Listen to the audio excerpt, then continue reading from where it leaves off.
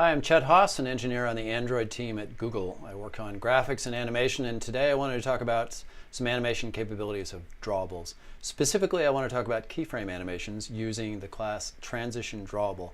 This is a way of specifying not only what image is going to be displayed at any given time, but how long you're going to display it before displaying the next in a sequence of drawables that you've actually loaded into this thing.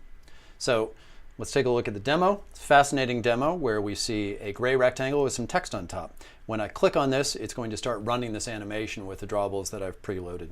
So click on it, we see frame 0, 1, 2, 3, all that. Click on it, it stops. Very exciting application. It's a little more interesting in code, so why don't we take a look at that now.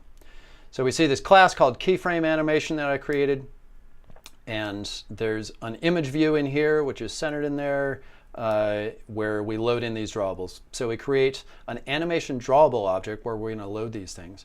And for each of these, we're going to add a frame. So basically, to create this keyframe animation, you're going to keep adding frames to it, and this represents the series of images that it's going to animate between. So we add frame, calling getDrawable for frame number, and we pass in I. So basically, I'm just creating these simple drawable images that have the number embedded in them. There's some code down here to show you how I did that. So we just create a bitmap of a certain hard-coded size. We have a canvas, we draw this gray color into it, and then we draw the text into it at an appropriate place, and then return a bitmap drawable based on that bitmap.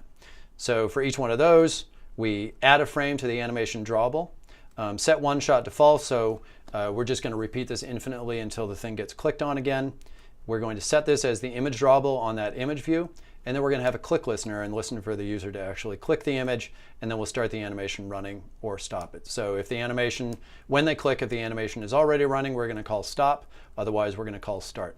Fairly straightforward. I'm not doing anything interesting here. If you had something like an image resource with actual timings embedded in the metadata, then you could create an animation drawable to mimic that exactly. Here, I'm just using the same hard-coded 300 milliseconds to animate and move on to the next image in sequence.